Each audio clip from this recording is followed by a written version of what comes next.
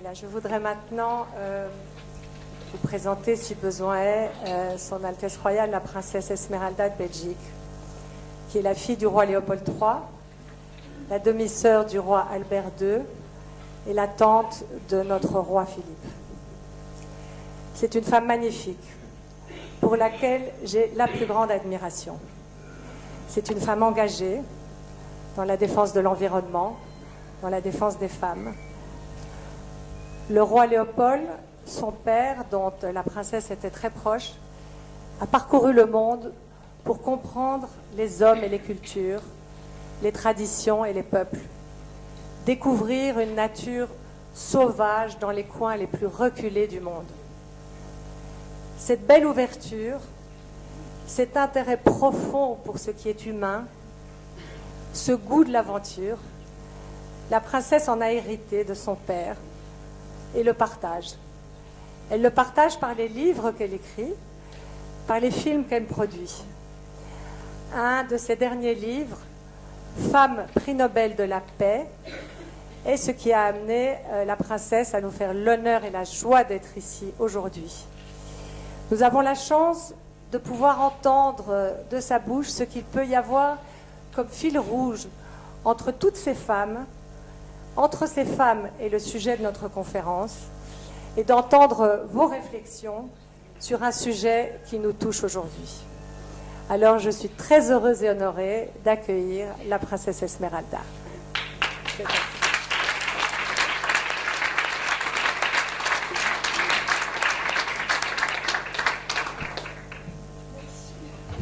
On va voir si ça marche.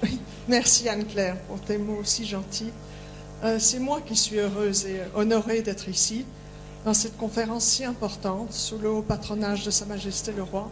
Merci à CARE, merci à Make Matters Matter de m'avoir invitée. Et quelle meilleure façon de commencer une conférence sur la mer et la paix que d'avoir eu ces 3 minutes de paix, de méditation. C'était une très belle idée. Alors, bonjour à tous, bonjour à mes frères et mes sœurs, comme on dit en Afrique. Et on va parler des mers et de la paix. Alors, je voudrais commencer par dire que les femmes sont rarement à l'origine de guerres. Il y a peut-être quelques très rares exceptions dans l'Antiquité ou dans l'histoire contemporaine, mais elles sont vraiment rares. En revanche, les femmes sont les premières victimes. Nos conflits à l'heure actuelle touchent particulièrement à 90% la population civile, et dans cette population civile, surtout les femmes et les enfants. Nous le voyons partout dans le monde, à Myanmar, en Syrie, partout des conflits en Afrique ou ailleurs. C'est toujours les femmes et les enfants qui sont en première ligne. Aujourd'hui, nous avons des chiffres des Nations Unies. Dans le génocide au Rwanda, pays dont je reviens hier, plus de 200 000 femmes ont été violées. Au Libéria, pendant les terribles guerres civiles, 40 000. Et la République démocratique du Congo tient un triste record, puisque là, il s'agit de près d'un demi-million de femmes qui ont été violées au cours des différentes guerres qui ont ensanglanté le pays. Mais les femmes ne sont pas seulement les victimes, ce sont, comme l'a dit Anne-Claire tout à l'heure, les agents de change. C'est-à-dire que quand les armes se taisent, elles sont là sur le terrain pour réparer les communautés, pour réparer les villages, pour réparer les familles qui ont été décimées. En an 2000, les Nations Unies ont passé une très importante résolution, la résolution 1325 dont on a parlé, qui a vraiment mis en compte le genre, non seulement dans les conflits, mais dans ce qui se passe après les conflits. Cette résolution a été adoptée à l'unanimité. C'est évidemment très, très important. Mais qu'est-ce qui se passe aujourd'hui, près de 20 ans plus tard? Et là, la situation est très claire, je vais vous le dire. Au niveau des signataires des pourparlers de paix, les femmes représentent 4%. Au niveau des témoins de ce qui se passe dans les négociations, elles représentent 9%. Je voudrais qu'on répète ces chiffres.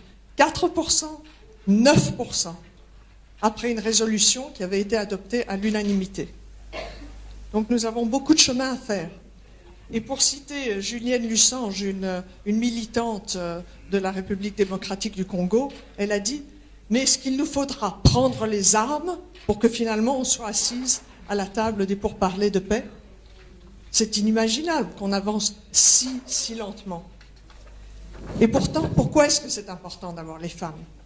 Parce qu'elles sont justement, depuis le départ, depuis la maison, là où elles donnent l'éducation aux enfants, celles qui parlent de tolérance, de patience, de compréhension.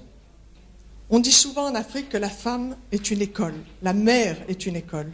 Et c'est vraiment ça. C'est elle qui transmet, c'est la passerelle. Et c'est à travers elle qu'on peut justement forger ces alliances au niveau communautaire, national ou même international. Ce sont des vrais moteurs de paix.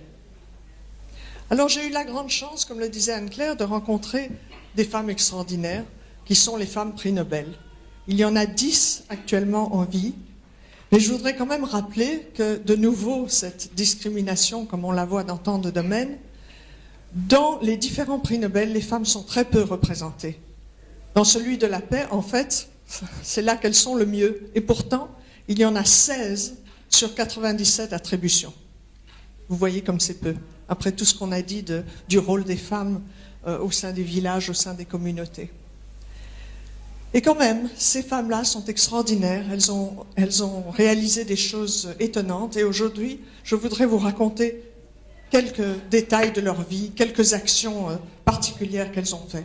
Parce qu'elles ont tout un trait commun, et ce trait commun, c'est le courage. Je pourrais y ajouter aussi la détermination et le fait qu'on ne peut jamais les arrêter. Elles vont jusqu'au bout. Alors commençons par les deux Irlandaises, Mairead Corrigan et Betty Williams. C'étaient deux mères de famille qui n'avaient absolument pas de destin devant elles, qui ne pensaient même pas à faire du militantisme ou quoi que ce soit, et qui vont être projetées dans cette actualité violente qui déchire l'Irlande dans les années 70. Nous sommes exactement en 1976 et un fait divers épouvantable va justement projeter ces femmes dans l'actualité. Anne Maguire, qui est la sœur de Mairead Corrigan, on verra le lien après, rentre chez elle avec ses 4 enfants.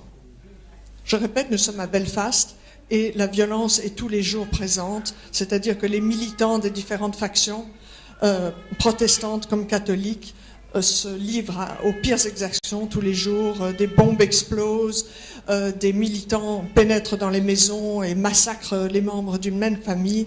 Nous sommes en pleine guerre civile. Et donc Anne Maguire rentre avec ses enfants et elle entend des coups de feu au loin. Elle n'a même pas le temps de réaliser qu'il se passe peut-être quelque chose de dangereux, qu'une voiture débouche du coin de la rue, dans la rue Finaghy à Belfast. Au volant de cette voiture, il y a un jeune militant de l'IRA, l'armée républicaine irlandaise, catholique donc, poursuivi par 2 jeeps d'une patrouille britannique. Ils avaient eu une échauffourée et le jeune homme essaye d'échapper à cette patrouille. Des coups de feu sont tirés et le jeune homme meurt sur le coup, s'effondre sur son volant. Mais la voiture continue sa course, monte sur le trottoir et fauche 3 des enfants de Anne Maguire et elle-même. Tout s'est passé très vite et c'est un véritable carnage. Le jeune homme est effondré sur son volant, mort sur le coup. Les enfants sont morts, la jeune femme est dans le coma. Elle est emportée à l'hôpital, mais quelques minutes plus tard, passe sur les lieux de cet épouvantable accident une autre jeune femme, Betty Williams, qui ne la connaît pas, mais dont le choc, je dirais, de ce qu'elle va voir, va marquer un tournant décisif dans sa vie. Elle l'a répété plusieurs fois. La nuit, je fais encore des cauchemars quand je pense à cette rue où j'ai vu ces petits cadavres des enfants et ce sang et cette violence extraordinaire. Elle est avec sa fille dans la voiture, donc son premier souci, c'est que sa fille ne voit pas ça. Donc elle l'a fait se baisser sous le siège, et puis elle rentre très vite chez elle. Et là, elle décide qu'elle, en tant que mère, ne peut pas laisser les choses continuer. Ça aurait pu être sa fille qui était là sur le trottoir. Elle dit « Assez, assez, c'est nous les mères qui devons arrêter ça ». Donc elle fait du porte-à-porte toute la nuit, avec seulement un bout de papier, un stylo. elle recueille des signatures, d'abord de mères surtout, mais après d'hommes, de femmes. Tout le monde veut signer pour que s'arrête ce carnage. Et elle récolte 6000 signatures. Puis elle se retrouve à la télévision irlandaise et elle donne ce message. Je demande à toutes les femmes, protestantes et catholiques, de se rassembler avec moi pour que ce massacre cesse, pour que nos enfants, nos fils, nos frères, nos pères arrêtent de s'entretuer. Et Muriel Corrigan, qui est donc, je rappelle, la sœur de celle qui vient de perdre ses enfants et qui est dans le coma, est à l'hôpital au chevet de sa sœur. Elle entend ce message à la télévision et elle appelle Betty, qu'elle ne connaît pas. Et elle lui dit « Venez aux funérailles de mes neveux demain ». Et c'est là que les deux jeunes femmes se retrouvent au cimetière. Et puis, Muriel va faire quelque chose de très beau. Elle va prendre les quelques fleurs blanches qui sont sur les cercueils de ses neveux et elle va apporter ces fleurs à la mère du jeune militant. Elle lui dit « Je comprends votre chagrin de mère.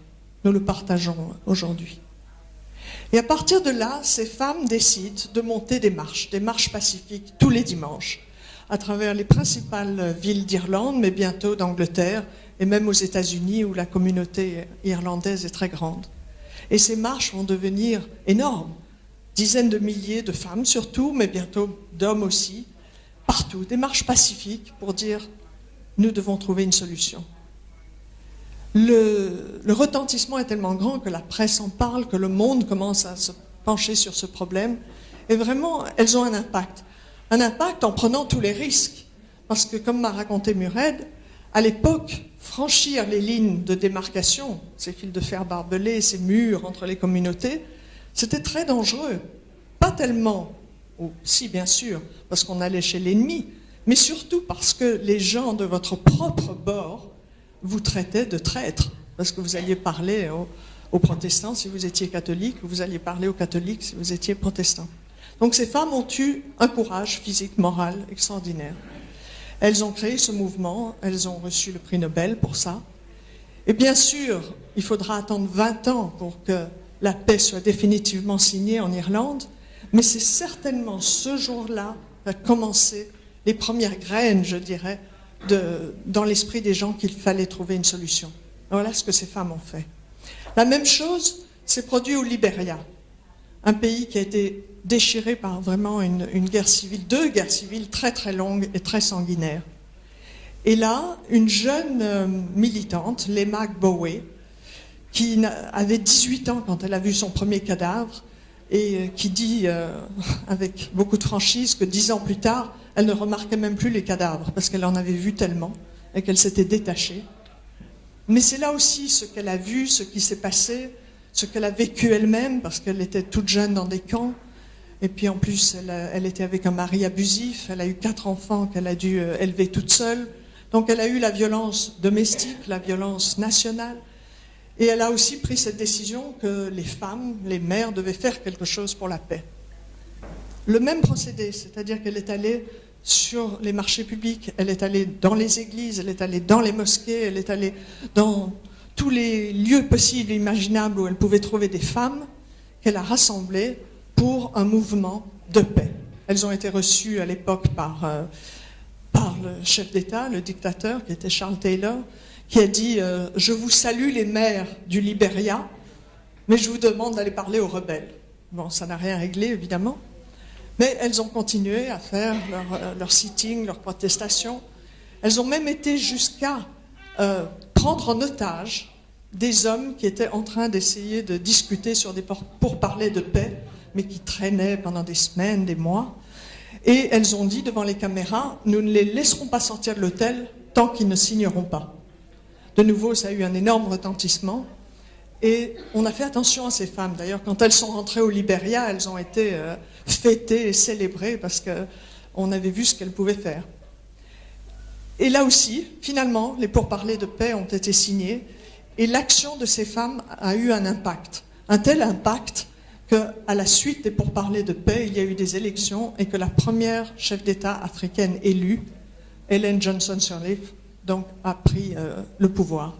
Un énorme espoir pour tout le continent, puisque c'était la première femme élue, pour toutes les femmes, et un exemple, bien sûr, de ce qui pouvait être fait, de ce qui pouvait être changé dans le pays. Alors, je vous ai cité ces deux exemples, mais il y en a énormément dans le monde. On a vu, et Anne-Claire l'a cité tout à l'heure, ça s'est passé en Bosnie, où les femmes allaient de nouveau au-delà des clivages religieux ou politiques, s'entraider, se passer de l'eau, se passer des médicaments dans la ville qui était assiégée. Beaucoup d'initiatives de femmes aussi entre les Palestiniennes et les Israéliennes. On espère qu'un jour, elles pourront arriver quand même à pousser ce processus de paix qui est loin d'être commencé. Et partout, ces femmes s'activent dans l'ombre, très souvent sans reconnaissance, sans honneur, sans support, parce que c'est ça l'un des problèmes aussi, c'est le manque de ressources des femmes. Il y a énormément d'associations, mais elles manquent chaque fois d'argent, elles manquent chaque fois de moyens pour aller plus loin. Et c'est pour ça que c'est tellement important que les États se mobilisent. Je voudrais dire aussi une chose, on a beaucoup parlé des mères, mais le rôle des pères est très important aussi. Et dans ces femmes prix Nobel, toutes, absolument toutes, ont eu la chance d'avoir un père qui croyait en elles, qui pensait que l'éducation des filles était aussi importante que l'éducation des garçons, qui pensait qu'elles avaient absolument le devoir d'aller à l'université, d'avoir une carrière, de faire quelque chose. Et donc le support des pères est très important.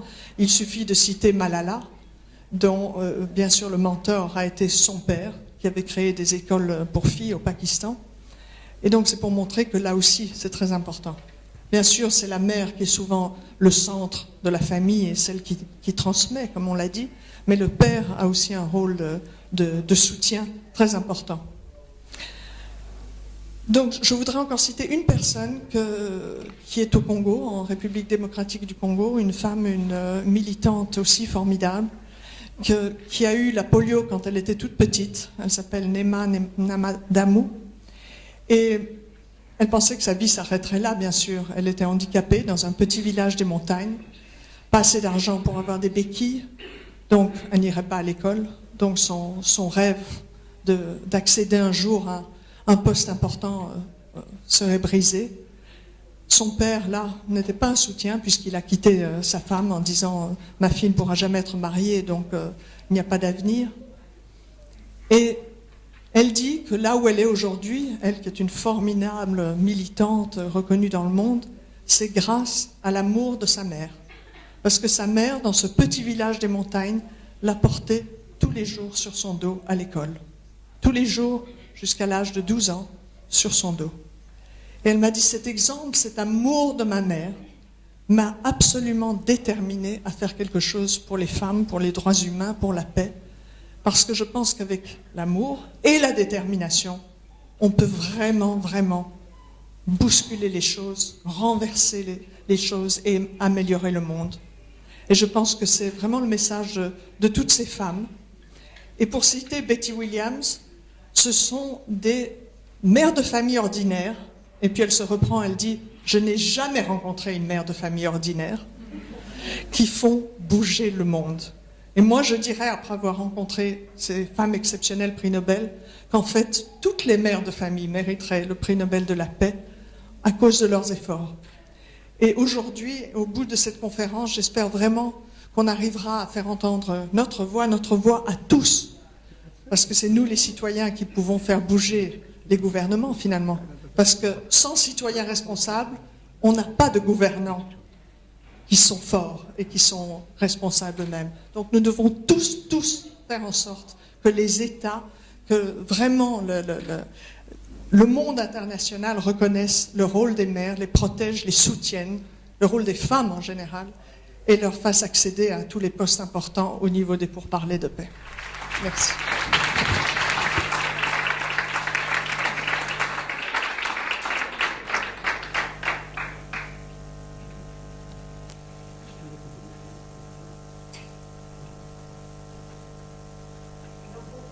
Il y a un micro, où est-ce qu'il y a un micro quelque part, pour si quelqu'un a des questions pour la princesse. Il y a un micro ici. Je ne sais pas, voilà. Merci.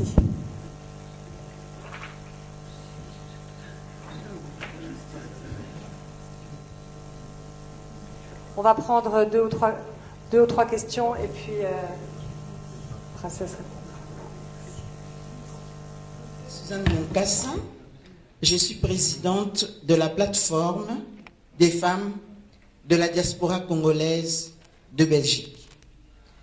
Je voudrais tout d'abord remercier les personnes Mothers for Peace et Make Mothers Matter pour avoir organisé cet événement et pour nous avoir associés à cet événement.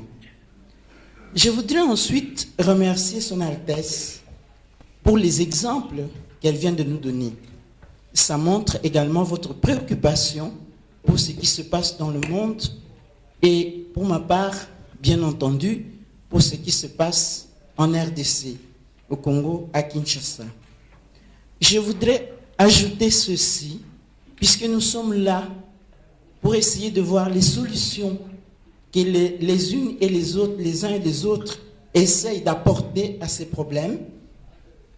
Je voudrais juste dire que je suis en Belgique. Il y a des femmes congolaises, de la diaspora congolaise qui vivent en Belgique. Nous avons uni nos efforts parce que nous disons il faut faire quelque chose pour ce qui se passe dans notre pays. Alors, nous sommes dans la diversité.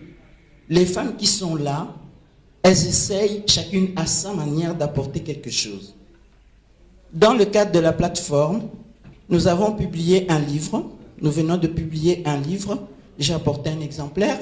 Pour ceux qui s'intéressent, je mettrai là-bas pour voir où les femmes, qui sont notamment des femmes qui ont eu l'hommage, si vous voulez, qu'on appelle femmes pour la paix, parce qu'en Belgique, il y a eu donc le plan d'action par suite de la résolution 1325.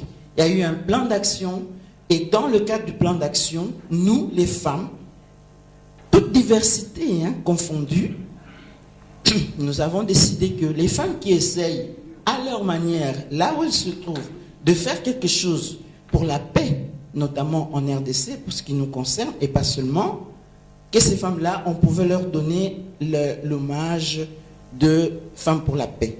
Donc moi-même, je suis Femme pour la paix en 2016. Mais avant cela, en 1992, j'ai été également Femme pour la paix, Mothers for Peace, en 1992 à Ypres. Alors, les femmes de la RDC, elles travaillent énormément, oui, énormément, et ce qu'elles font se trouve dans le livre que je mettrai là-bas, que vous pourriez regarder. Son Altesse, merci beaucoup, et nous espérons pouvoir bénéficier de vos informations et de votre exemple pour pouvoir aller de l'avant. Merci. Bonjour à tout le monde. Je suis Dr Armand Pétain.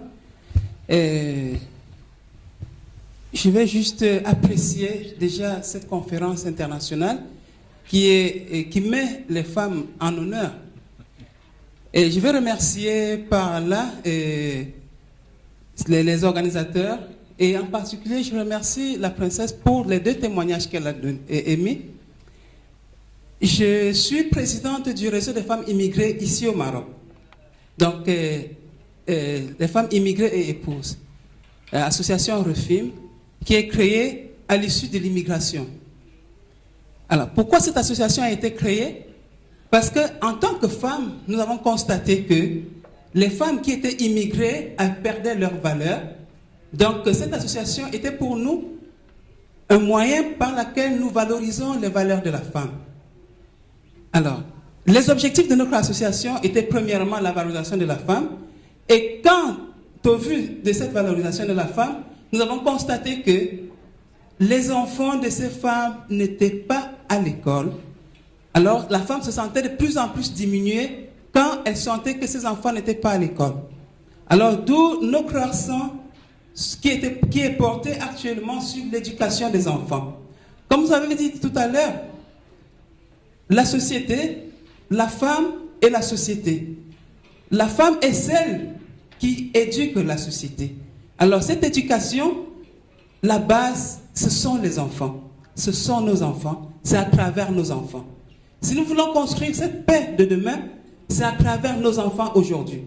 Parce que les adultes, ils sont adultes, ils ont la tête assez difficile à comprendre, mais les choses que nous avons à transmettre, c'est à nos enfants pour pouvoir mieux construire la société de demain, qui est cette société qui sera remplie de paix. Encore une fois de plus, mes hommages à toutes les femmes qui s'investissent dans cette dynamique, et nous remercions Son Altesse encore une fois de plus de sa présence ici, et nous espérons que dans les jours à venir, nous pourrions construire des choses ensemble, parce que nous avons beaucoup à faire, et nous avons beaucoup de propositions. Je vous remercie. Merci à vous. Il y a une question ici. Oui, Madame, je voulais vous remercier pour votre magnifique témoignage. Et vous avez cité ce nombre de femmes qui avaient reçu un prix Nobel de la paix par rapport à l'ensemble. J'ai une question. Comment peut-on envisager que le prix Nobel de la paix soit attribué à toutes les mères? Qu'est-ce qu'il faudrait faire? Alors évidemment, c'est ce que j'ai dit tout à l'heure, ce serait un bel exemple. Malheureusement, les règles du Nobel sont très précises. Il ne peut être attribué d'abord qu'à 3 personnes ou des associations. Mais il faut que ce soit quelque chose de concret, puisque la reconnaissance morale, je dirais, est accompagnée quand même d'un chèque très important. Donc ce serait difficile de le donner à plusieurs milliards de personnes. Mais pour vous dire la vérité, nous y avions pensé toutes les deux et nous avions espéré lancer cette idée lors de la conférence, mais malheureusement, c'est pas possible. Alors, il y a encore une personne derrière, une question, et puis nous arrêtons et nous passons à... Oui, bonjour, merci de me donner la parole. Donc, je suis Betty Batoul, femme de paix de Belgique aussi, et j'interviendrai cet après-midi. J'ai une petite question. En fait, vous avez parlé de ces chiffres qui sont effectivement insignifiants. 4% au niveau de la représentation, je pense, au Conseil de l'ONU, c'est bien ça? Non. La table des négociations, globalement. Voilà. Et puis un autre chiffre de 9% qui était... Observatrice toujours dans ces pourparlers. Voilà. Donc, je ne suis pas tombée de ma chaise, mais je suis effectivement... surtout que, comme vous dites, toutes les personnes autour de la table avaient validé l'importance des femmes dans les processus de paix. Donc ma question est la suivante. Qu'est-ce qu'on peut faire pour faire bouger les lignes? Comment augmenter ce chiffre pour arriver à, je ne vais pas dire à la parité, mais au moins à une représentation des femmes? Parce que comme vous l'avez très bien dit en fin de discours, les mères sont porteuses d'amour, sont porteuses de vie, donc bien sûr qu'elles ont un rôle à jouer. Qu'est-ce qu'on peut faire? Avez-vous des pistes? Et merci. Je pense qu'il faut faire pression. C'est la seule chose. Il faut faire du lobbying, il faut faire pression, il faut en parler dans les médias, parce que le fait de n'avoir que 4% et 9%, ce sont les États eux-mêmes, ceux qui sont en train de discuter de la paix, qui décident d'y associer les femmes ou non. Mais s'il y a une vraie pression internationale sur les gouvernements, sur les États, j'espère qu'on y arrivera. Mais c'est ce qu'il faut faire. Il faut faire vraiment du militantisme. Et je rajouterais qu'une conférence comme celle-ci, et je remercie les journalistes qui sont là, nous espérons par ça faire aussi bouger les lignes en se disant, voilà, si on en parle, si nous montrons des solutions, et c'est pour ça que nous tenons beaucoup à ce que cette conférence soit positive, si nous montrons l'impact positif de solutions qui impliquent les maires, les décideurs vont les entendre et peut-être mettre en œuvre ce que nous espérons. Donc voilà, haut les cœurs, cette conférence, nous espérons, est un début. Alors maintenant,